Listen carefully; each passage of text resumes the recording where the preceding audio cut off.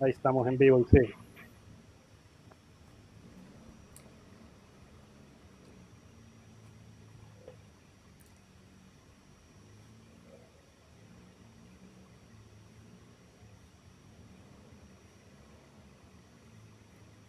Hola comunidad, buenas tardes. Es un gusto estarlos acompañando nuevamente en un nuevo evento de Horchata JS, donde compartimos sobre tecnología, talleres y todo relacionado a la comunidad. En esta ocasión tenemos un tema muy interesante y desde ahorita quiero darle la bienvenida a Julio Cegueda. Julio, Muchas gracias, gracias Ricardo. Es un placer compartir también con vuestra comunidad de Horchata JS y espero que sea un tema que les guste a muchos. excelente. Bueno, quería comenzar primero agradeciéndole a Julio y también agradeciéndole a todas las personas que siempre se unen a los eventos, ya sea de la comunidad aquí en El Salvador o afuera. Em, ya nos pueden ir dejando sus saludos, comentarios o preguntas del tema en el chat y nosotros los vamos a ir tomando en cuenta para irlos resolviendo y respondiendo con Julio. Para quienes nos miran por primera vez, Horchata JS es un espacio abierto y gratuito para aprender sobre tecnología, donde expertos o gente interesada comparte su experiencia y nosotros le damos la bienvenida para que todos podamos crecer como comunidad. Eh, con la pandemia hemos empezado a hacer esta dinámica de eventos en línea en donde compartimos charlas o foros, en donde escuchamos a un experto o una persona que venga a compartir su conocimiento y luego respondemos preguntas de la comunidad. Recordarles que todos estos eventos se rigen bajo el código de conducta de la comunidad y que los eventos son abiertos para que ustedes puedan participar proponiendo charlas o proponiendo temas. Entonces siempre tenemos abiertos ahí los comentarios o nuestro repositorio en GitHub donde pueden dejar sus propuestas. Ok, con esta introducción vuelvo y presento rápidamente a la charla que tenemos el día de ahora. Vamos a estar platicando sobre comercio electrónico para desarrolladores. Eh, en esta ocasión nos acompaña Julio Cegueda. Julio es abogado en Pretorium y le voy a hablar un poquito de su experiencia y luego él va a poder continuar. Julio es un abogado con más de 20 años de experiencia, especializado en temas de prevención y solución de conflictos, derecho económico, tecnológico y administrativo. También es catedrático de Derecho y es divulgador de temas legales. En esta ocasión nos acompaña y le agradecemos mucho. Gracias, Julio. Bienvenido. Muchas gracias Ricardo de nuevo y efectivamente, a pesar de que la mayor parte de la comunidad seguro está muy enganchado con el tema tecnológico, en los siguientes minutos vamos a hacer un abordaje jurídico, pero van a ver ustedes que no es un tema en donde vamos a estar leyendo gran cantidad de normativas, sino que vamos a ir desarrollando cómo estos temas conectan sobre todo con la parte de los desarrolladores. Y eso es un tema súper interesante porque cuando me ha tocado colaborar con algunas empresas para apoyarles en darle certeza, darle seguridad jurídica a sus emprendimientos, sobre todo los que tienen que ver con este tema de comercio electrónico, es muy rico cuando logramos conversar con la parte técnica y logramos empatar, digamos, la parte de los intereses tecnológicos con la parte de la seguridad jurídica. Entonces, en los siguientes minutos justamente vamos a hacer ese ejercicio, ¿verdad? Que va a ser muy importante para la comunidad de desarrolladores que se van a poder llevar esos elementos que son los que van a tener que tener mucho cuidado a la hora de implementar, digamos, sus propios emprendimientos y sus desarrollos. Excelente. Muchas gracias, Julio, y aprovecho de nuevo para recordarles que uno, nos sigan en redes sociales, vamos a estar publicando más eventos en Twitter, Instagram, nos pueden suscribirse en YouTube y también desde ya ir dejando sus preguntas o comentarios para que luego los podamos platicar con Julio. Entonces, les dejo ya el espacio. Excelente, muchas gracias. Veía por ahí un comentario que decía que casi no se me escuchaba, espero que ahora se me escuche mejor y ahí vamos. Bueno, creo que lo primero que tenemos que tener en cuenta es cómo está evolucionando este tema del Internet y del comercio electrónico en nuestro país, ¿verdad? Principalmente, pero que es una ola que no es solo nuestra, ¿verdad? Y que si bien el tema de la pandemia lo ha impulsado, es algo que ha venido para quedarse, ¿verdad?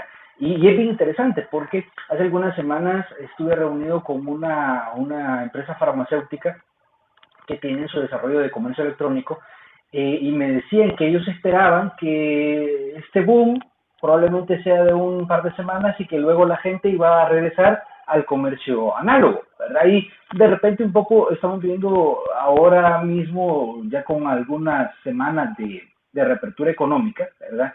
Que efectivamente las personas vuelven al comercio tradicional, vuelven al comercio físico, ¿verdad? Pero es bien interesante cómo los emprendimientos que lograron enganchar en esa época, desarrollando sus mecanismos de comercio electrónico, también están en el diario de la gente y están aprovechando, la verdad, están aprovechando esta cresta.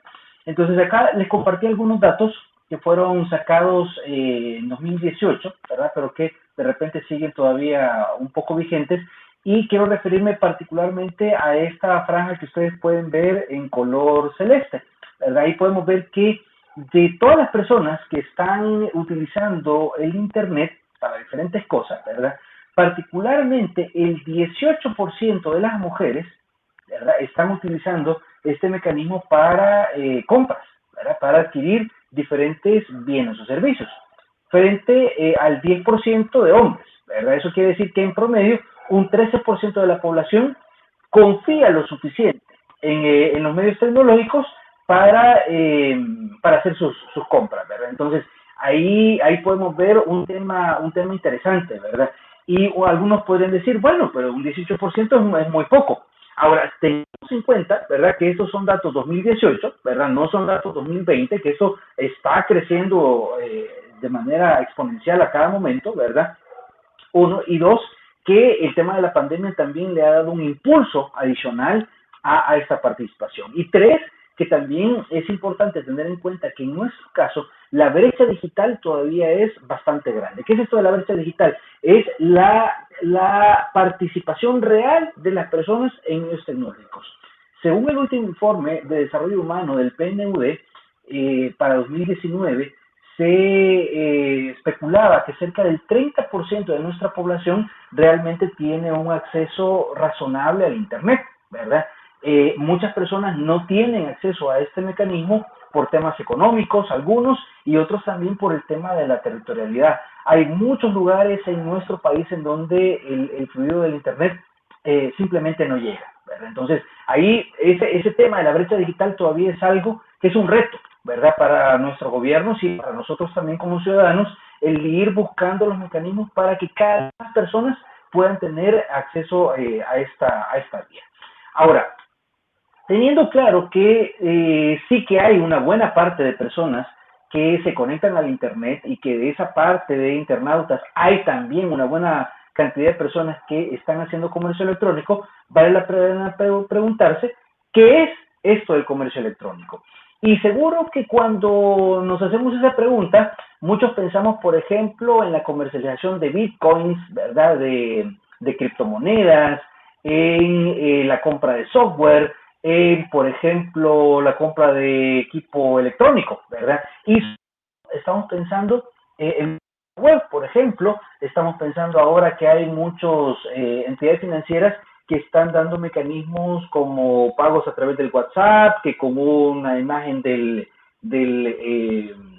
un QR, hay muchas formas ahora que se están generando de comercio electrónico. Sin embargo, vale la pena que nosotros tengamos en cuenta de que nada más alejado de la realidad que llamar a esto nuevas tecnologías, ¿verdad? Esto tiene ya unos 20 años con nosotros, ¿verdad? Yo lo compartí con un grupo hace algunas semanas que precisamente los primeros atisbos de comercio electrónico que nosotros tuvimos en El Salvador rondan allá por el año 1997, cuando tuvimos los primeros nodos comerciales de Internet acá en El Salvador.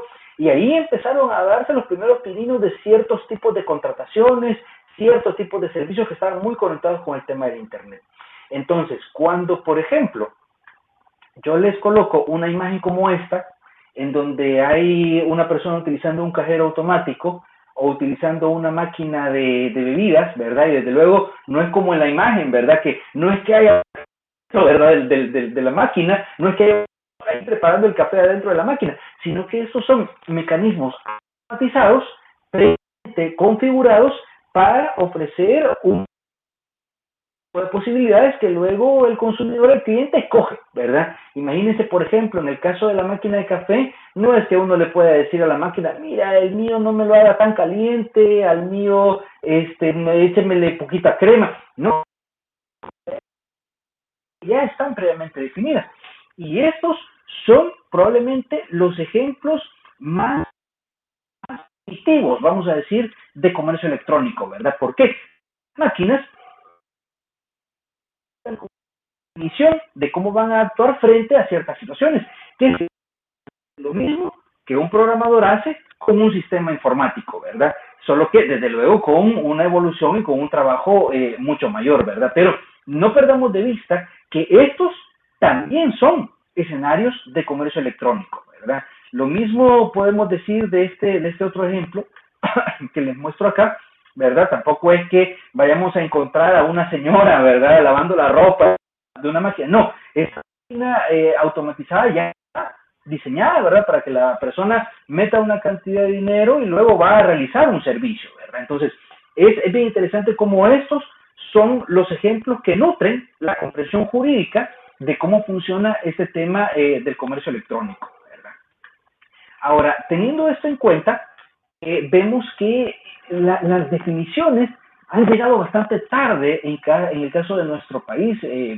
La única definición que vamos a encontrar de comercio electrónico la vamos a identificar en el artículo 13, letra C de la Ley de Protección al Consumidor, que si bien esta ley entró en vigencia en 2005, no fue sino hasta el 2018, ¿verdad? Hace 2 años, que se reforma e incluye esta definición. Y es bien interesante porque dice que a efectos de esta ley se entenderá comercio electrónico como el proceso de contratación o el cambio de servicios o información comercial a través de redes de comunicación de datos. Fíjense qué interesante, ¿verdad? En este caso, este artículo cumple con un principio normativo que se conoce como el de neutralidad de la ley. ¿Qué es este principio de la neutralidad de la ley? Que fíjense, muchas veces hay ejercicios de leyes que tratan de una manera tan específica ciertos ámbitos que regularmente una circunstancia de la vida y no permiten que haya una evolución o que la misma vida vaya dándole un dinamismo a esta ley.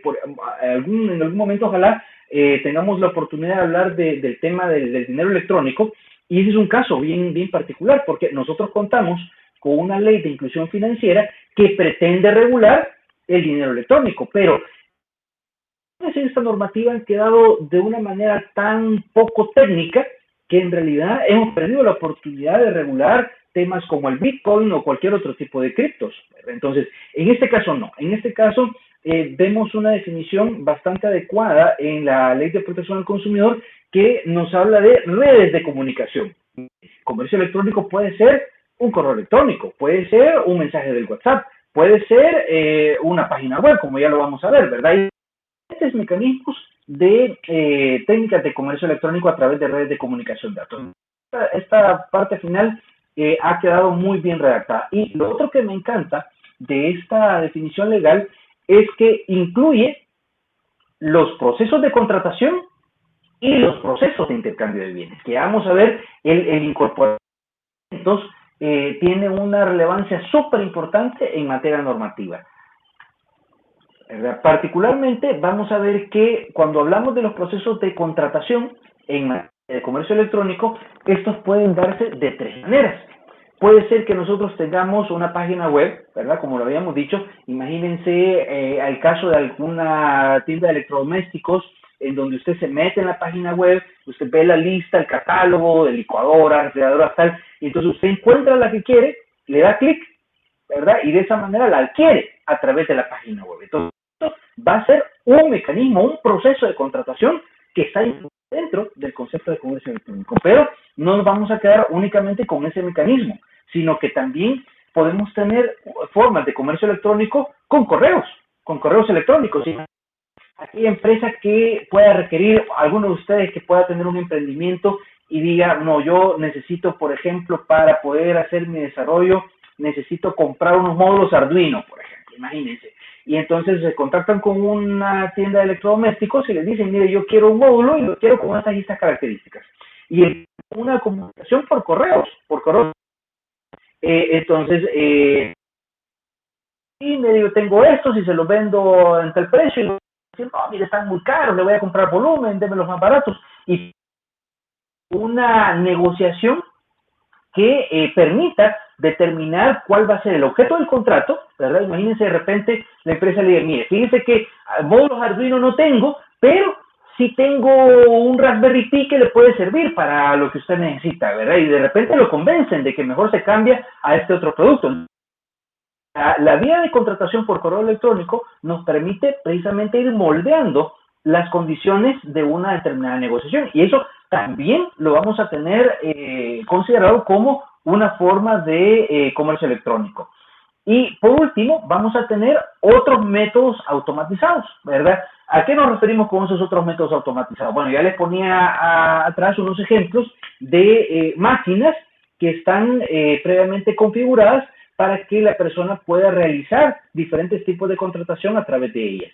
O inclusive, hay también muchos escenarios en donde las personas están físicamente presentes, pero el mecanismo de captura de la voluntad es electrónico.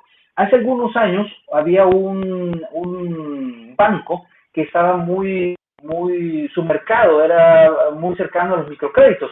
Entonces, la movilidad para ellos era muy importante. Entonces, ellos se habían ideado un mecanismo en el cual incluían una maquinita en donde la persona firmaba, ¿verdad? Como cuando uno saca el DUI y saca la licencia, firma en un tipo tablet, ¿verdad? Y ahí se captura, entonces como firma ¿verdad? Porque es una firma manuscrita, que no es lo mismo que firma digital, ya lo vamos a ver en unos minutos. Pero este mecanismo de captura de la voluntad tenía también un componente electrónico. Entonces, bien puede ser que a veces las personas estemos físicamente presentes, de eso, incorporemos también un mecanismo electrónico para perfeccionar el contrato. Y a eso también le vamos a llamar comercio electrónico, ¿verdad? Ahora, quiero detallar un poco en este caso los dos mecanismos que vamos a tener más comúnmente utilizados en las páginas web y es muy importante que los desarrolladores tengan en cuenta las diferencias entre uno y otro porque de eso va a depender también el régimen jurídico y sobre todo los peligros que pudiéramos nosotros tener tanto como clientes como empresarios en este caso. Los dos mecanismos típicos utilizados en este caso son el Click Warp y el Browse Warp. El Click Warp es el típico botón en donde yo le pongo acepto, ¿verdad? Y cuando yo le doy clic en aceptar, quiere decir que estoy precisamente aceptando una serie de condiciones y que quiero demostrar que quiero esa contratación, que quiero esos bienes o servicios y que estoy conforme con el precio, por ejemplo, con el plazo de envío, con una gran cantidad de cosas, ¿verdad? Entonces, el Click Warp va a ser ese mecanismo que va, como dice la palabra Warp, va a capturar, va a envolver la voluntad en el momento en el que la persona presiona, ¿verdad? O activa el mecanismo del clic con ese botón que nosotros podríamos colocar, por ejemplo, en nuestra página web. Y por otro lado, vamos a tener otro mecanismo muy utilizado que es el browse. Y este puede revestir un poco más de peligro porque en el caso del browse warp no hay una acción tan clara, tan específica en donde la persona demuestra que acepta unas condiciones, sino que simplemente utiliza el servicio. Entonces, imagínense, por ejemplo, que ustedes tienen una página web y en esta página web usted tiene cookies, ¿verdad? Que es algo de lo más normal, ¿verdad? Que estos cookies le sirven a usted para recordar, por ejemplo, algunos campos que la persona ha llenado, la ubicación geográfica, lo que usted quiera, ¿ya? Entonces, resulta que eso es una forma de captura de datos personales. ¿verdad? Y hay muchos países que han caminado ya sobre la regulación en el tema de la protección de datos personales. Pero el usuario de esa página web, en principio, debe ser consciente de cuáles son esos datos que él le está regalando a esa página. Entonces, lo que normalmente estilamos en este caso es que hacemos una en la página web, en los términos y condiciones, ponemos que cuando usted navega en esta página, se van a capturar estos y estos datos. Y por la navegación, por la acción de navegar a través de, por visitar, por el solo hecho de estar ahí, usted acepta que estos datos formen parte del catálogo de datos tratados por esta empresa, ¿verdad? Entonces, aquí vemos un caso de BrowseWap porque por la simple navegación, por la simple digital, la persona va a estar aceptando ciertas condiciones. Entonces, hay que tener mucho cuidado porque, por ejemplo, para servicios que se prestan de una manera expedita, para, por ejemplo, licencias de uso, está bien utilizar el mecanismo del BrowseWap, ¿verdad? Pero cuando nosotros vamos a entregar un servicio específico, una obra, un producto, ahí lo que va a ser más recomendable es que utilicemos la técnica del click-wrap, ¿verdad? ¿Por qué? Porque uno va a prestarse de una manera más bien inmediata, ¿verdad? Y el otro sí va a requerir una serie de condiciones adicionales que ya las vamos a ver adelante y que también la ley nos va a pedir unos ciertos requisitos, ¿verdad? Entonces, de esta manera, nosotros vamos a entender que cualquiera de estos mecanismos que se utilice va a ser entendido como un proceso de contratación incluido en el concepto de comercio electrónico. Ahora, como veíamos, el comercio electrónico va a requerir que esa voluntad, ¿verdad? Que esa forma en la que nosotros aceptamos unas ciertas condiciones revista unas ciertas calidades, ¿verdad? Y el artículo 14 de la Ley de Comercio Electrónico nos dice que esa voluntad tiene que tener 5 características. Tiene que ser comprensible, inequívoca, clara, inalterable y fehaciente, ¿verdad? Si alguna de estas características falla, quiere decir que la persona luego puede pedir una nulidad, por ejemplo, el contrato. Entonces, ojo para los desarrolladores, porque las informáticas que se implementen tienen que brindarme estas características, ¿verdad? Y vamos a ir por algunas de ellas para ver cómo esto puede irse desarrollando. Primero, ¿cómo nosotros podemos decir que el mecanismo de la voluntad ha sido claro y comprensible? Bueno, tiene que cumplir características. Tiene que ser recuperable y tiene que tener un código, ¿verdad? ¿Qué es esto de recuperable? Que debe ser posible que haya en donde pueda rastrearse, sea trazable. Si estamos utilizando, por ejemplo, la técnica del click-wrap, ¿en qué momento la persona dio clic al botón? ¿Verdad? ¿Cuál ha sido el histórico de pasos que la persona tuvo para el momento en el que la persona efectivamente manifestó su deseo de querer adquirir un determinado bien o servicio, ¿verdad? Entonces, ese pasos tiene que estar guardado, ¿verdad? Y tiene que ser posible recuperarlo para, por ejemplo, hacer una auditoría, el que haya un experto que de repente venga y diga, sí, fíjese que esta persona se metió en la página web, navegó, se metió por aquí, y yo pueda rastrear esas migajas, ¿verdad? Que la persona va dejando de manera digital. Y luego vamos a tener también la otra característica que debe ser un código común, ¿verdad? Y de repente cuando nosotros pensamos en el mundo informático el código común, es que será que todos tenemos que usar Java o todos tenemos que usar C++. No, cuando hablamos de código común nos referimos al lenguaje, ¿verdad? ¿Qué es esto? Que si por ejemplo yo hago mi botón de click-wrap, yo le pongo acepto, ¿verdad? Que se lo trasladamos al usuario final, ¿verdad? La capa 8, dicen algunos informáticos, ¿verdad? Debe ser comprensible para el ser humano, ¿verdad? No solo para el informático, ¿verdad? No solo para la parte de programación, sino que debe ser ese código común para la persona. No vale, por ejemplo, que yo le ponga en chino la palabra aceptar, ¿verdad? O se lo ponga en un código extraño o con una simbología que únicamente pueda ser comprensible para la misma marca, ¿verdad? Sino que deben ser palabras que le permitan a la persona escoger de una manera clara y comprensible qué es lo que está haciendo, ¿verdad? Entonces, esto va a ser clave, primero para que ese mecanismo de captura electrónica de voluntad me quede bien, ¿verdad? Ahora, si yo ya tengo mi mecanismo claro y comprensible, Lo siguiente es que debe ser inequívoco, o sea, no debe ser ambiguo. Hay muchísimas páginas que con el afán de vender espacios publicitarios, imagínense una persona quiera descargar un documento, ¿verdad? Entonces, le da clic en descargar, ¿verdad? Y uno pensaría, como lo vimos en el anterior, si tiene la palabra descargar, que eso me debería llevar al link a la liga para poder descargar efectivamente un determinado archivo. Pero de que empiece mi computadora a descargar ese PDF o lo que fuera, me manda a otra página, botones y todos me dicen descargar, pero uno me lleva a publicidad, otro me lleva a una página pornográfica, otro me lleva a una página de citas y uno escondidito ahí chiquitito el que realmente me da la opción de descargar. Entonces, eso riñe, ¿verdad? Con la característica de que sea inequívoco, ¿verdad? Entonces, si nosotros estamos implementando una página web que brinda ciertos servicios hacia el público, esta para monetización puede darme problemas también para que yo demuestre que las personas no han sido engañadas, ¿verdad? Y que efectivamente han dado clic en donde debían hacerlo para poder adquirir unas ciertas obligaciones, ¿verdad? Entonces esa parte es bien importante que no la dejemos ir. Y por último, vamos a ver el tema de la fe y el tema de la inalterabilidad. Y aquí es donde entramos en el tema de la ley de firma electrónica, ¿verdad? Que solo la vamos a dejar mencionar, eso sería todo un taller solo de ley de firma electrónica. Pero aquí es importante que nosotros sepamos que en nuestro caso vamos a tener dos situaciones reguladas en esta normativa.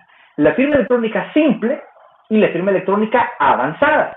La firma electrónica simple, para que pueda tener un valor jurídico, lo que necesita es que exista un mecanismo que permita identificar al emisor de un mensaje. Entonces, por ejemplo, cuando nosotros tenemos una cuenta en Gmail, ¿verdad? Y yo me autentico, ¿verdad? Y yo digo, soy Julio Ceguera, con mi cuenta, JC Ceguera, lo que fuera, ¿verdad? @Gmail. De esa manera yo estoy generando una firma electrónica simple, ¿verdad? ¿Por qué? Porque hay un mecanismo que medianamente permite identificar al emisor del mensaje, a la persona física que está detrás del mensaje. Claro, ustedes pensarán, mire, sí, pero de repente también se hacen correos electrónicos que patito feliz, que no sé qué, y ahí ¿cómo identificamos? Claro, en ese caso la firma electrónica no va a poder tener un valor jurídico, porque no es posible identificar al emisor del mensaje, ¿verdad? No. Hay personas que han llenado una manera de perfil, ¿verdad? Y han colocado sus datos reales. En esa medida, ese correo electrónico puede servir para una firma electrónica simple, ¿verdad? Lo mismo sucede, por ejemplo, cuando un banco le emite a usted una tarjeta de crédito, una tarjeta de débito y le da un PIN, ¿verdad? Claro, el banco ya le hizo su expediente, el banco ya tiene su DUI, el banco ya tiene todos sus datos y lo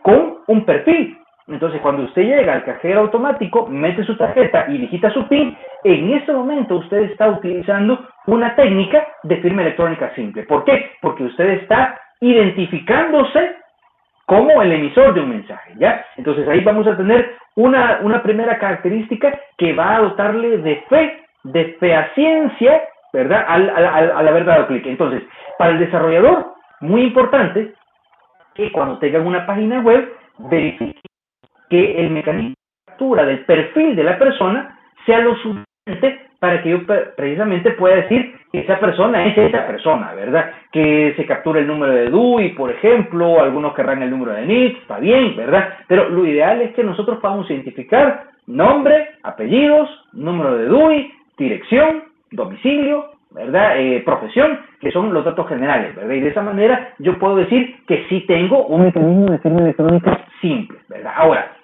habrá ciertos tipos de contratos que no basta con que tengan una firma electrónica simple, sino que van a requerir una firma electrónica avanzada.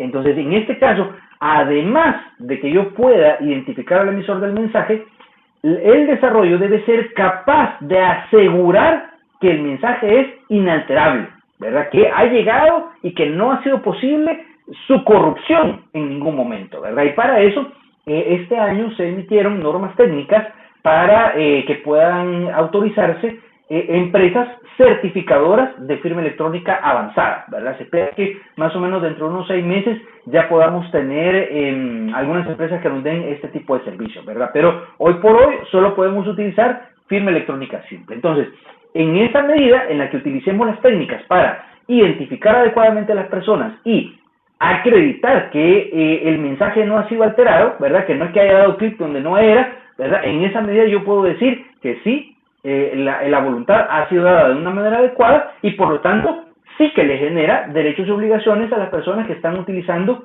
comercio electrónico, ¿verdad?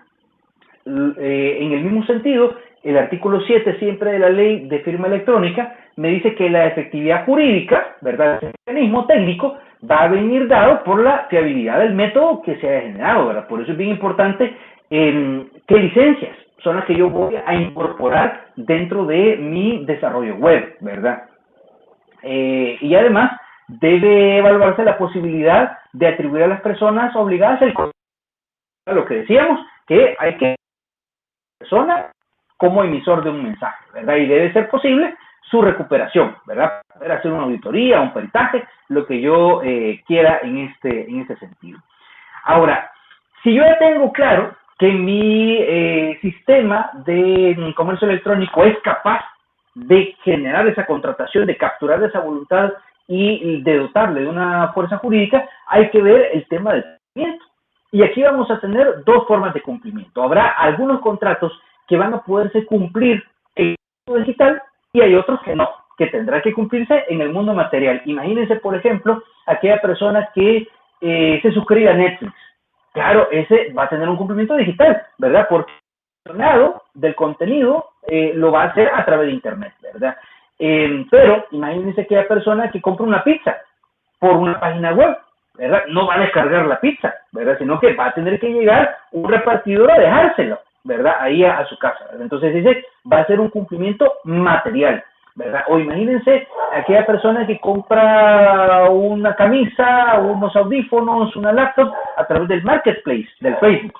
Entonces, a través de ires y venires de los mensajes se van de acuerdo. Otra forma de firma electrónica simple, ¿verdad? Por su perfil del Facebook. Pero va a llegar un momento en donde se van a tener que encontrar. Se las van a tener que mandar por un mensajero, lo que fuera. La camisa, lo que haya comprado, se le van a tener que entregar material. Entonces, en el comercio electrónico, vamos a tener la posibilidad de que a veces habrá temas de cumplimiento digital y a veces temas de cumplimiento material. Y eso nos lleva a poder distinguir lo que vamos a entender como comercio electrónico propio del comercio electrónico impropio. El comercio electrónico propio es aquel en el que tanto el mecanismo de contratación como el cumplimiento son digitales, ¿verdad?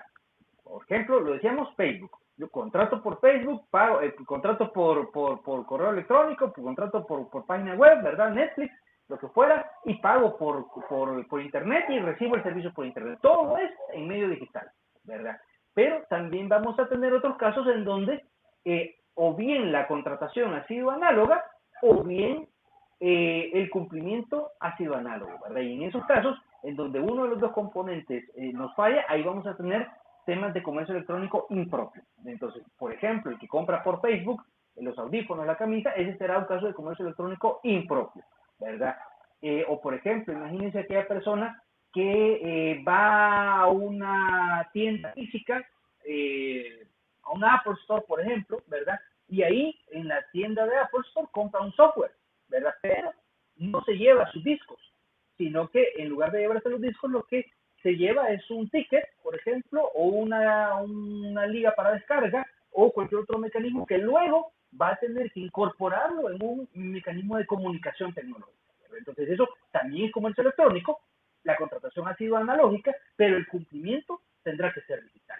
Entonces ahí tenemos también casos de comercio electrónico, solo que impropio.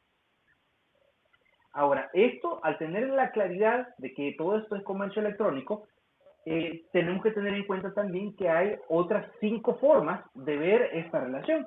A veces habrá comercio electrónico entre empresas y consumidores, ¿verdad? Que es lo común, ¿verdad? Lo normal, que es lo que se conoce como B2C, Business to Consumer. Vamos a tener a veces comercio electrónico entre consumidores o ciudadanos, ¿verdad? Como el caso de la persona que compra por el marketplace y que no es que tenga una tienda, sino que simplemente se aburrió de una camisa y la vende por el marketplace. Esos son dos personas que se ponen de acuerdo para un negocio. A veces vamos a tener comercio electrónico entre empresas, business to business, ¿verdad? Dos empresas que compran o para fabricar lo que fuera, ¿verdad? Y puede ser que lo hagan por vía electrónica. Y vamos a tener también, y muy importante, relaciones con el gobierno, ¿verdad? A veces va a haber una relación del gobierno con el ciudadano, con el consumidor, y a veces habrá también una relación de comercio electrónico entre el gobierno y las empresas, ¿verdad? Entonces, esas son también manifestaciones de comercio electrónico siempre y cuando tanto la parte de la contratación o la parte del cumplimiento sea a través de un mecanismo de comunicación digital. Y eso nos lleva a tener claro dos modelos típicos, ¿verdad? En el ámbito del comercio electrónico. Y esto es bien importante porque hay muchos estudiosos del derecho que piensan que todo el comercio electrónico es lo que se conoce como el modelo de invitación a hacer oferta. Esta equivocación tiene una razón y es que al inicio, cuando comenzó el tema del comercio electrónico, efectivamente las personas lo que tenían era invitaciones a hacer oferta. ¿Y por qué les coloco ahí el logo de eBay? ¿Por qué? Porque en este caso las condiciones de la contratación no están determinadas todavía, sino que yo digo, mire, le vendo un teléfono, ¿verdad? Y usted dígame cuánto me ofrece el teléfono. Entonces yo lo invito a una oferta por mi teléfono, ¿verdad? Entonces, en ese sentido, sí, ese es el modelo de negocio, en el caso de la subasta. Pero, por otro lado, tenemos, y ya de una manera bastante más masificada, otras empresas como Amazon, por ejemplo, en donde yo entro y compro un teléfono y ya está el precio. Y si yo quiero pagar ese precio, ahí ya está dado la manera de envío, ya están dadas las garantías, ya está, todo el negocio está claramente determinado. Entonces, en ese caso, no es una invitación a hacer oferta, no es que Amazon me invite a que yo le oferte por el producto, no, el producto está disponible y si yo doy clic y pago, cumplo las condiciones de la oferta, acreedor a que me envíen este bien o este servicio, ¿verdad? Entonces, es importante que nosotros distingamos estos dos modelos de contrato porque los derechos y obligaciones de uno y otro son diferentes, ¿verdad? Ya vamos a entrar en detalle a ver precisamente estos casos. Ahora, vamos a ver en la ley de comercio electrónico unos ciertos requisitos que las empresas tienen que cumplir para poder efectivamente ofrecer, ¿verdad? Vienen sus servicios a través de la red, ¿verdad? Primero, los pasos para celebrar el contrato tienen que estar claros, ¿verdad? Ahí en los términos y condiciones hay que irle poniendo, ¿verdad? Que sí, mire, para que usted contrate, tiene que dar clic acá, después acá, ese proceso estar descrito dentro de los términos y condiciones de mi página web, ¿verdad? Por supuesto, el siguiente requisito es tener claro mis términos y condiciones. Dentro de ellos yo coloco que cuáles son los tribunales a los que yo me apego, que en qué moneda voy a trabajar, que cuál va a ser el tiempo de envío, que cómo me llamo yo, ¿verdad? Cómo me identifico, ¿verdad? Vamos a encontrar una gran cantidad de cosas en los términos y condiciones. En la letra C, la descripción de los precios y los gastos adicionales, ¿verdad? Como impuestos o gastos de envío, tienen que estar también claramente definidos, ¿verdad? En mi página web. También el tiempo de entrega, ¿verdad? Que ya lo vamos a ver, que cuando yo no pongo nada, me obligo a que mi plazo de entrega sea en 30 días o menos. Por eso es importante colocar el tiempo de entrega. También los medios para revisar y validar los datos, ¿verdad? Esta cajita del checkout, ¿verdad? En donde yo puedo ir, corregir, quitar, poner, eso tiene que estar colocado de una manera clara, ¿verdad? Los medios aplicables para resolver conflictos, que si va a haber un correo, que si va a haber un teléfono, que si va a haber una oficina, tiene que estar descrito en mis términos y condiciones. Y por último, el idioma y la forma de pago, ¿verdad? Que si yo acepto rupias, si acepto criptomonedas, que si acepto tarjetas de crédito, eso tiene que estar también de una forma clara puesta hacia el público, ¿verdad? Dentro de los datos que yo tengo que colocar para poderme identificar, ¿verdad? Y poder ejercer comercio electrónico sin mayor problema, también tengo que tener ahí mi nombre, ¿verdad? Como si soy persona natural, mi nombre completo, y si soy una empresa, pues el nombre de la empresa, ¿verdad? Ojo, no debemos confundir el nombre comercial o la marca con la razón social, ¿verdad? Una cosa es una cosa y otra cosa es otra. Entonces, en este caso, si soy persona natural, pongo mi nombre, y si soy una persona jurídica, debo colocar la razón social, ¿verdad? Y además tengo que colocar también el número de identificación tributaria, ¿verdad? Eso para poder precisamente enlazar la identidad de la persona con la que se pueda estar haciendo negocios. Si estoy en el caso de la realización de alguna actividad que requiera una aprobación por ejemplo, imagínense yo vendo algún tipo de medicamento, ¿verdad? El número de autorización o el régimen para poder comercializar este tipo de sustancias tiene que estar colocado, ¿verdad? Tiene que estar a la vista, ¿verdad? Para que la persona sepa que es un producto que está en regla, ¿verdad? Y si yo soy algún tipo de profesional que también requiere de alguna autorización para poder brindar estos servicios, también tengo que colocarlo. Por ejemplo, si soy médico, tengo que poner ahí mi número de junta de vigilancia de la carrera médica. Entonces son datos que se tienen que colocar en este espacio, ¿verdad? De términos y condiciones para poder realizar comercio electrónico. Derechos especiales que vienen dados por la ley de comercio electrónico, el primero lo vamos a encontrar en el artículo 10, ¿verdad? De esta ley, y lo vamos a entender como la posibilidad de protegerse frente a errores de comunicación. ¿Qué es esto? Algunos de ustedes tal vez recordarán que hace un par de años una empresa le cayó una verificación justo el Día del Padre y resulta que encontraron que había un televisor que ellos habían colocado a $300 cuando el precio de mercado realmente de este televisor era como de $800. Entonces se habían enfrentado el problema de que cuando la persona ya quería comprar el sistema no le daba paso por la publicidad estaba ahí. Entonces, esta no es la primera vez que sucede. Muchas empresas se equivocan en la publicidad y se equivocan también en los que están en las páginas web.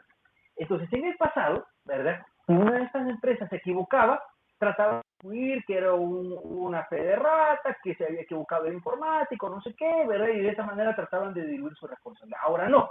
El artículo 10 de la Ley de Comercio Electrónico nos está diciendo que únicamente va a poder retractarse, va a poder alegar el error una empresa, ¿verdad?, que ejerce comercio electrónico, siempre y cuando no se hayan aceptado, ¿verdad? O sea, no hay alguien que haya dado clic en aceptar, en comprar, ¿verdad? No haya pagado, ¿verdad? O sea, no hayan descontado de la tarjeta de crédito, por ejemplo, el artículo, o no se haya hecho uso de los beneficios económicos en el caso de que sea un servicio, ¿verdad? Pero si alguna de esas condiciones ha sucedido, ya la empresa no va a poder retractarse y decir, ay, mire, fíjese que me equivoqué, se me olvidó un cero, es que fíjese que puse mal la coma, confundí la coma con un punto.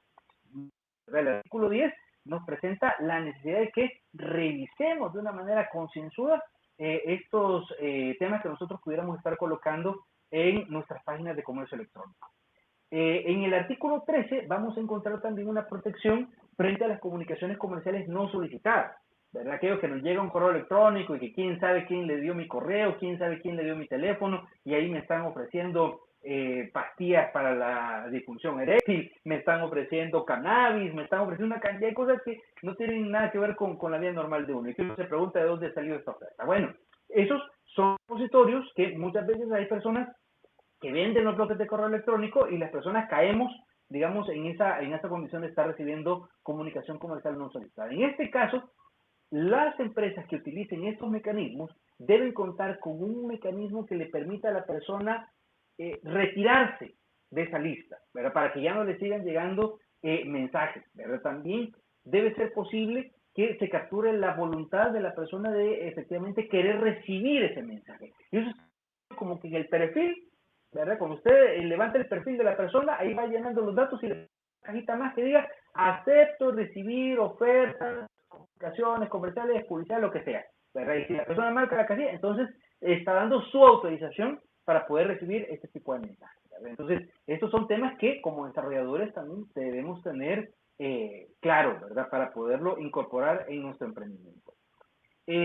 Vamos a encontrar también algunos derechos en la Ley de Protección al Consumidor, particularmente en el artículo 21, letra D, que tienen que ver sobre todo con la transparencia de la información frente al cliente, ¿verdad? Que también tenemos que tener cuidado para no caer en una infracción a esta normativa que puede implicar una multa, ¿verdad? Particularmente, la ley nos está pidiendo que tengamos un resumen del pedido antes de que la persona dé clic en aceptar y que pague, ¿verdad? Debe haber un mecanismo que le permita a la persona revisar, ¿verdad? Si era la cantidad que quería, si era el producto que quería, si no, y al sumar todo lo que compró, me le sale muy caro, se puede modificar. Entonces, eso debe estar transparentado hacia el consumidor. También el tema de los gastos adicionales, que el gasto de envío, que sí, que fíjese que hay una opción de envío rápido, que mire que también tiene que pagar este impuesto, que tiene que pagar este recargo, todo transparente hacia el cliente, ¿verdad? Y también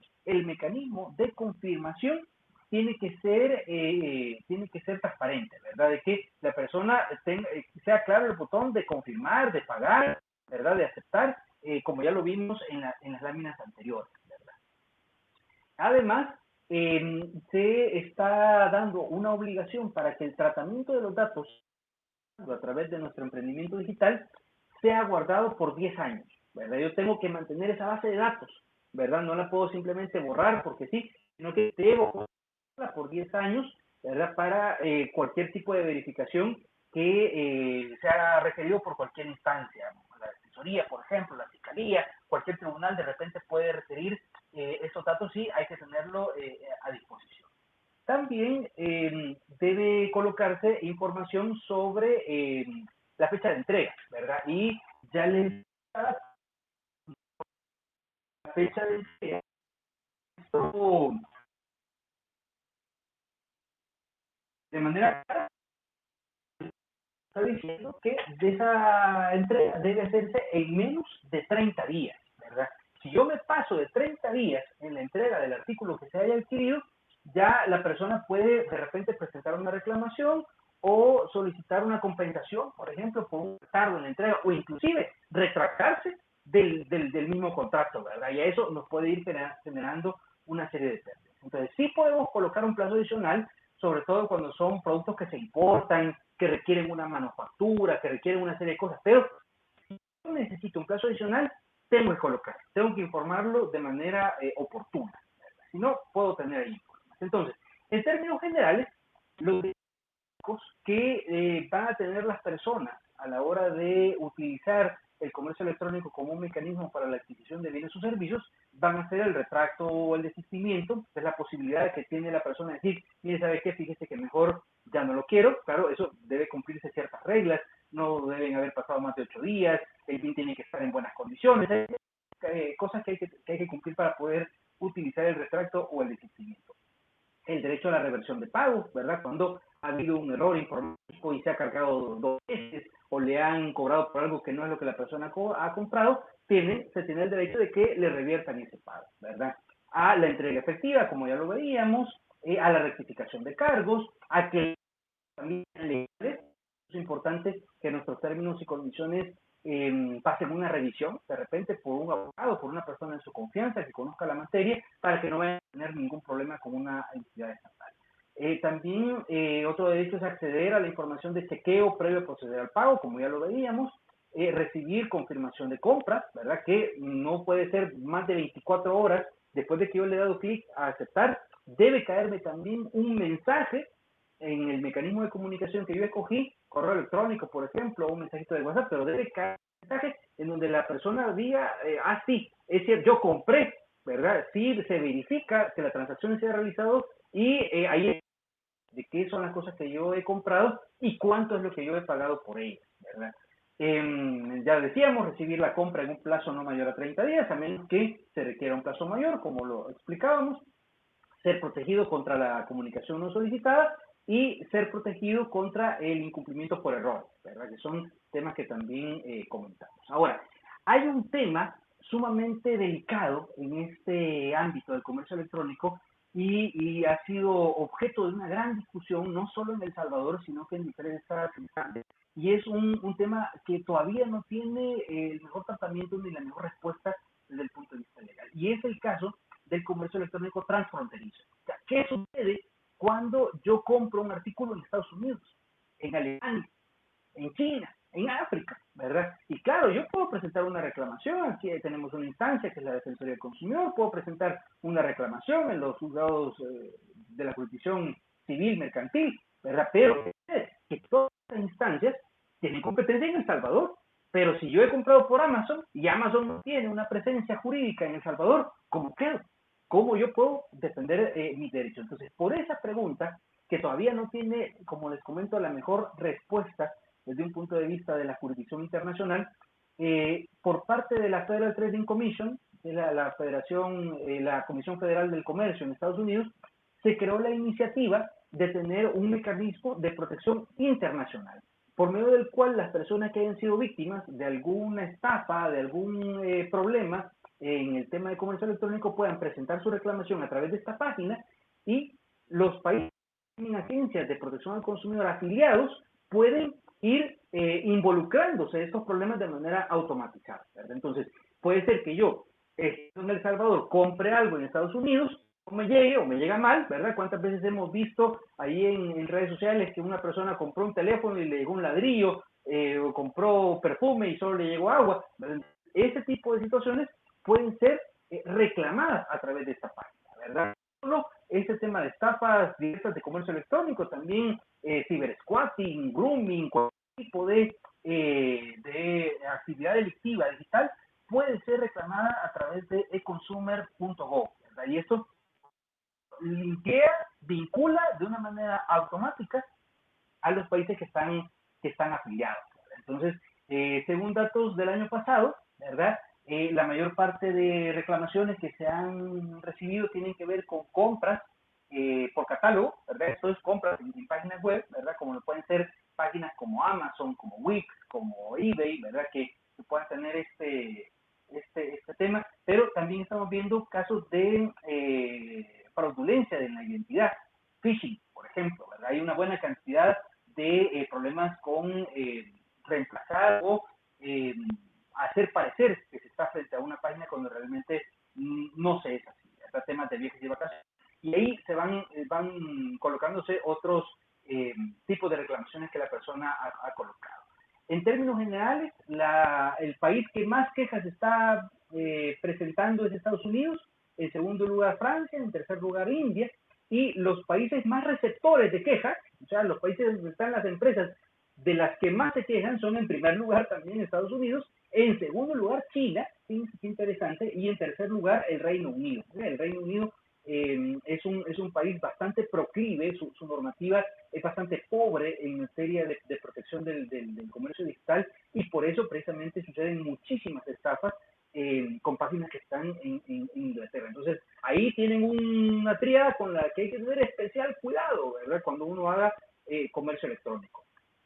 En este mapa ustedes pueden ver los países que están suscritos a este mecanismo automatizado, ¿verdad? Ahí tienen ustedes Canadá, Estados Unidos, España, Inglaterra, Australia, Chile, ¿verdad? Y hay muchos países que todavía no se han incorporado, pero que con el paso del tiempo seguro se van a ir incorporando. En el caso de nuestra localidad, ahí vemos que de Centroamérica, El Salvador y Costa Rica están afiliados a este servicio. Entonces, por ejemplo, el caso de la Procuraduría de Protección al Consumidor de Honduras no está afiliada, la DIACO, que es la Dirección de Auxilio al Consumidor en Guatemala, no está afiliada, Nicaragua no tiene agencia de protección al consumidor, Panamá, es bien curioso que Panamá no esté afiliado porque la estructura de Panamá se parece muchísimo a la de Estados Unidos, no está afiliada, Colombia no está afiliado, ¿sí? Es interesante con su superintendencia de protección al consumidor, pero El Salvador, Puerto Rico, ahí sí, ¿verdad? Entonces, eso nos da la posibilidad, de alguna manera, de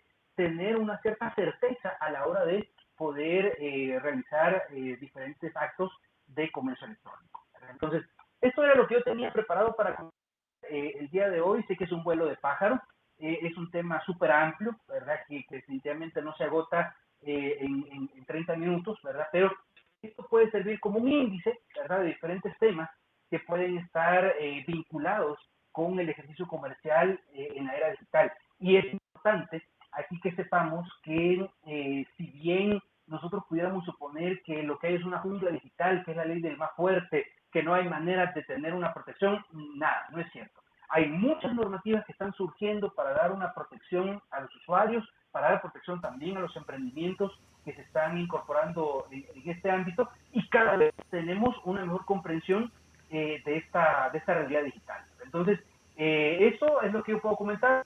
También ahí mis datos, mi correo electrónico, mi número de WhatsApp y la página web de mi firma, en donde también pueden entrar. Hay algunos videos que hemos hecho para explicar diferentes temáticas jurídicas y tenemos un blog también en donde hemos escrito algunas cosas sobre el tema del derecho digital. Así que quedo a sus órdenes también para cualquier consulta, interrogante u observación. Excelente. Gracias, Julio. Y quizás antes de pasar a las preguntas, queríamos de nuevo agradecer la experiencia y quizás de parte de la comunidad y vamos a probar el tema de darle la gracia a través de los aplausos.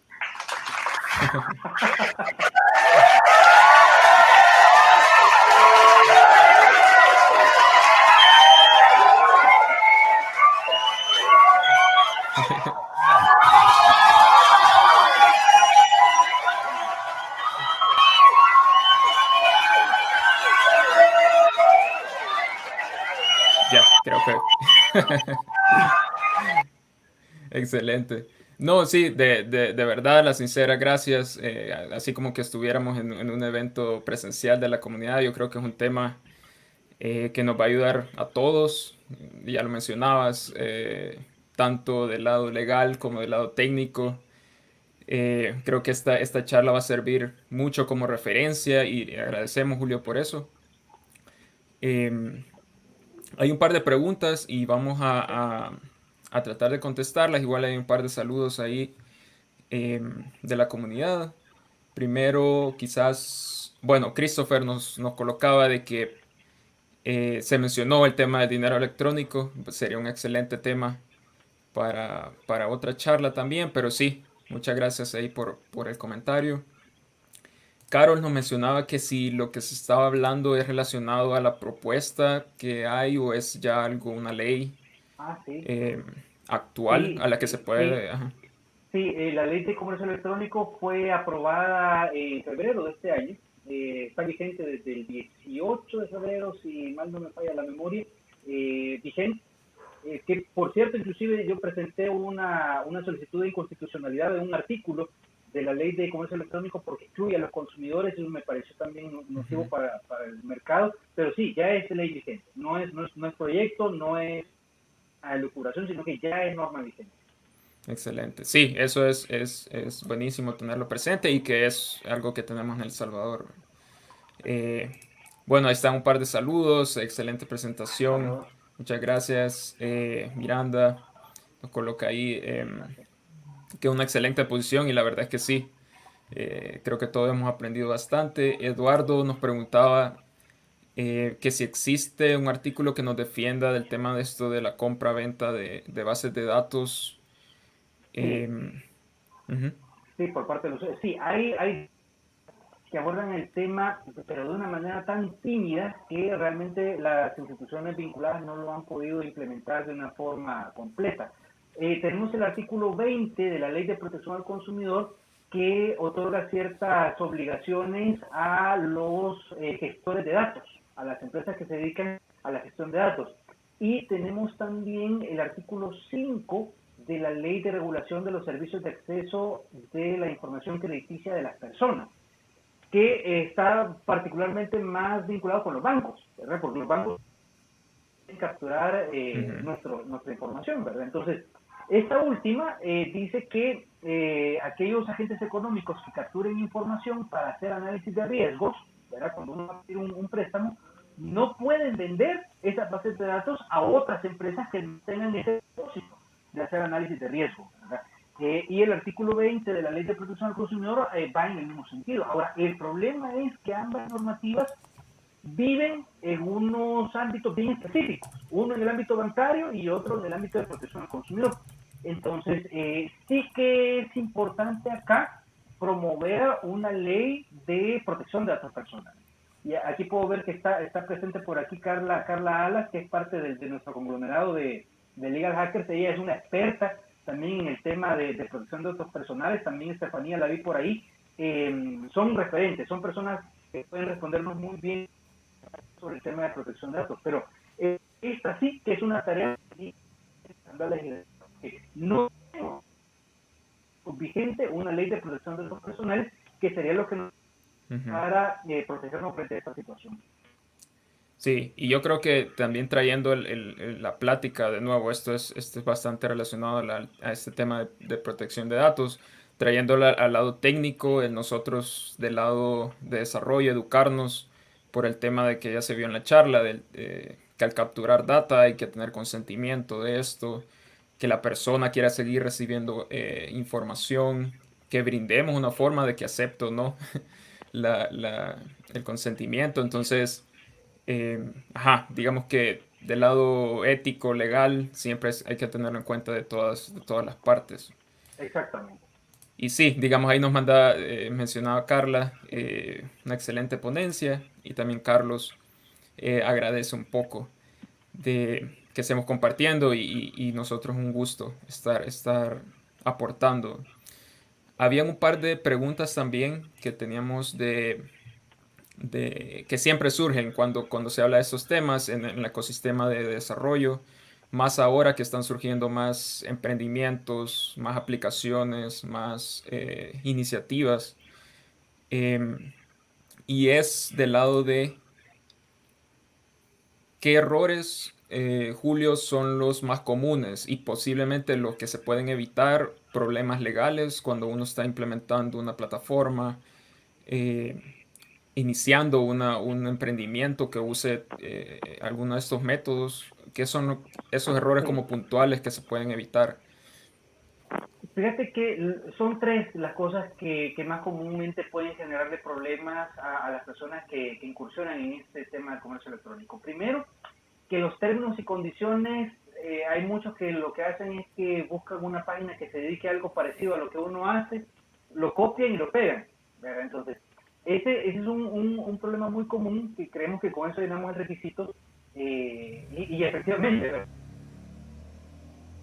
Hay que tener en cuenta que cada país tiene sus normativas especiales, ¿verdad? Y en el caso de El Salvador, como ya estábamos viendo, hay 3, 4 leyes que recientemente que están dando obligaciones puntuales. Ujú. Entonces, la creación de los términos y condiciones no puede ser simplemente un copiar y pegar, sino que Ok, hay que analizar bien a qué se va a dedicar la empresa o el emprendimiento o la organización y hacer la medida. ¿Verdad? Eso no puede ser un trabajo estandarizado, sino que cada emprendimiento quiere un específico de sus propios términos y condiciones. Ahí vamos a tener una primera situación que es necesaria abordar. Otra cosa muy común es que en estos términos y condiciones no se suele colocar el tema del tratamiento de los datos, ¿verdad? Como precisamente no hay una normativa, la Convención de Palermo que algo nos obliga, pero es un poco difuso. Entonces, como también hay muy pocos especialistas en el tema, si se aborda un abogado que de repente sea muy buen civilista, pero que no sabe nada de derecho tecnológico, puede darnos de repente una asesoría media. Entonces, el tema de protección de datos personales es algo que hay que incorporar y que no se está incorporando normalmente en los términos y condiciones. Y el último error más común también es lo que les colocaba en un slide que tiene que ver con el uso de las técnicas, el momento en el que yo puedo utilizar ClickGuard y cuándo puedo utilizar BrowseGuard, ¿verdad? Pero si yo utilizo BrowseGuard, por ejemplo, para generar obligaciones de pago, ahí yo me puedo meter en problemas, ¿verdad? Entonces, el escoger la técnica adecuada para la captura de voluntad también es un error común que podemos encontrar en este ámbito. sí, excelente, gracias. Bueno, quisiera traer el comentario de Carla porque sí lo vi relevante específicamente en esta pregunta, y es el tema de que eh, no podemos hacer no caso solo porque no hay una ley para eso. Y es esto que menciona Carla, que es no perder de vista que se está desarrollando y se tienen cosas, propiedades de alguien más, por ejemplo, servicios y todo esto a través de tecnología que estamos haciendo. Entonces, eh, sí, creo que estos son errores que se pueden evitar educándonos nosotros, y si para quienes estamos desarrollando o es para nosotros mismos, eh, no hacer, no hacer que no sabemos, o porque no hay una ley, no tomarlo en cuenta. Entonces, Sí, excelente. sí, y fíjate que, por cierto, Carla coloca aquí un tema bien interesante, el cual ella también tiene una gran experticia, que es el tema de la propiedad intelectual.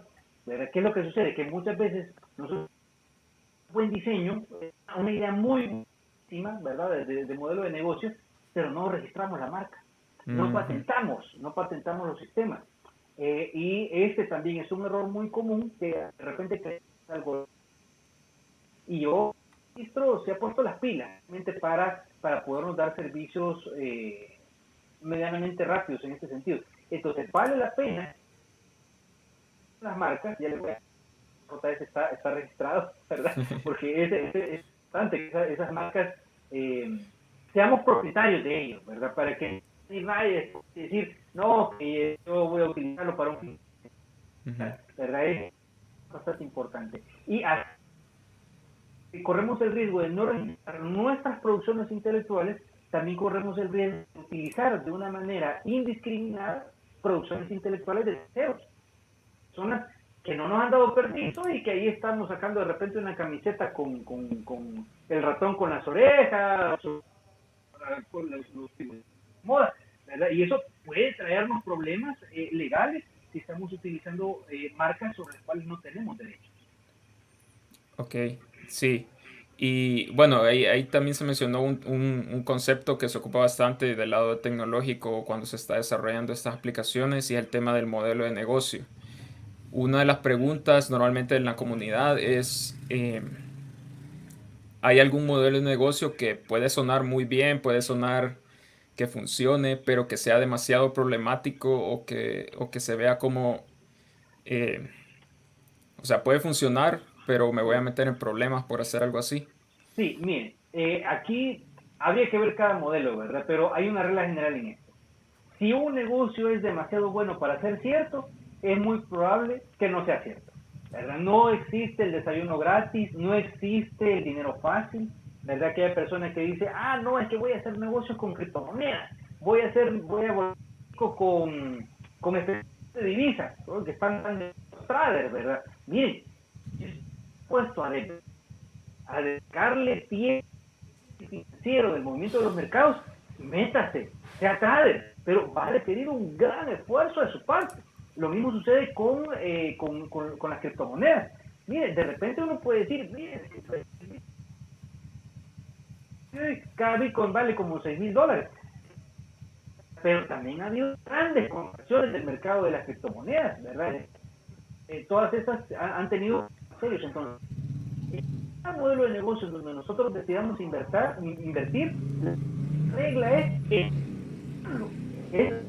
cabeza en este negocio, ¿verdad? No porque a alguien le fue bien, porque, eso parece que no. Si usted no está dispuesto a dedicar, no se meta, ¿verdad? En negocio, no se meta, ¿verdad? Sino que tenemos que dedicarle esfuerzo y comprensión al modelo que nosotros quisiéramos implementar.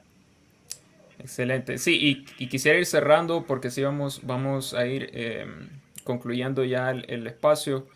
Pero hay una pregunta y se relaciona con algo que se menciona en los comentarios, el hecho de, en tu opinión, Julio, cómo observas el ecosistema de comercio electrónico en el país? ¿Qué se está haciendo bien?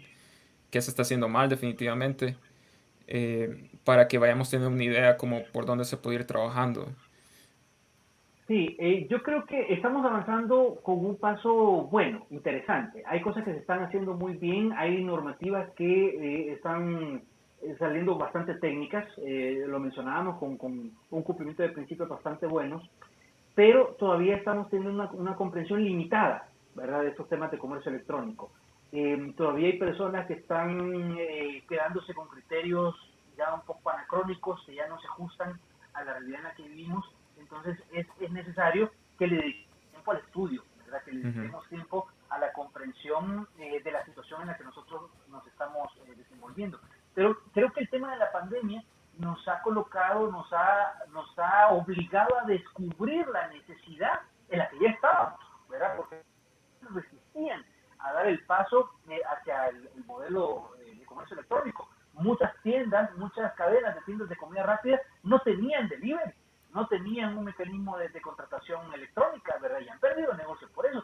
Entonces ha sido bien interesante cómo nuestro mercado se está volcando hacia ello, Ujú. ¿verdad? Y son temas de economía colaborativa porque de repente también las grandes empresas, como tienen sus nichos de mercado, tienen sus segmentos, ¿verdad? Y por eso es bien importante el emprendimiento, por eso es bien importante las personas que deciden arriesgarse, ¿verdad?, en esto, porque son las que van obligando a generar los cambios, ¿verdad?, que son muy necesarios en todo mercado. Así que yo creo que es un tema que puede ser que tiene una disminución de ritmo, pero que a la larga es hacia donde vamos. Eh, lo platicábamos hoy temprano con un colega, que por cierto el lunes vamos a sacar un video bien interesante sobre el tema de las audiencias virtuales en materia contenciosa administrativa, y se está lanzando a hacer sin regulación. Está bien, entonces cada juez sabe lo que hace, ¿verdad? Pero sí es importante que la normativa también vaya tratando de acercarse a poderle dar seguridad jurídica a las personas que son involucradas con estas innovaciones. Ok. Hay quizás un par de preguntas que vamos a seguir respondiendo en nuestras redes y en los grupos por cuestiones de tiempo, pero agradecemos mucho la participación de todos quienes están comentando. De nuevo, gracias Julio por compartir su experiencia. Creo que ha sido lo mejor. Creo que podemos tener este video para cuando alguien pregunte qué son los pasos que tengo que seguir, qué no hacer cuando estoy desarrollando algo para hacer comercio electrónico en el país. Eh, y creo que eso es de mucho valor para la comunidad y para quienes nos estén viendo. Entonces, gracias nuevamente, Julio, por compartirlo y esperamos tenerte en otra ocasión con otros temas. Excelente, yo quedo muy agradecido, Ricardo, también por el espacio. Por supuesto, yo a la orden y no me queda más que decirles, como siempre, ejerzan con honor y fórmense con pasión. Excelente. Muchísimas gracias a Julio, nuevamente a todos los que nos estuvieron acompañando en el chat, en las diferentes redes. Nos pueden seguir en Facebook, YouTube, Twitter, Instagram. Suscríbanse, vamos a estar subiendo más videos de las charlas pasadas, nuevas charlas, más contenido, entonces estén pendientes ahí. Propongan nuevas charlas. No es obligación ser un experto.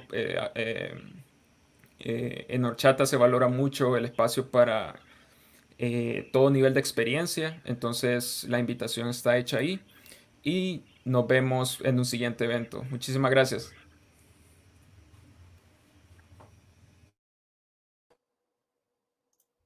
Just listen. That's the way computers talk to each other.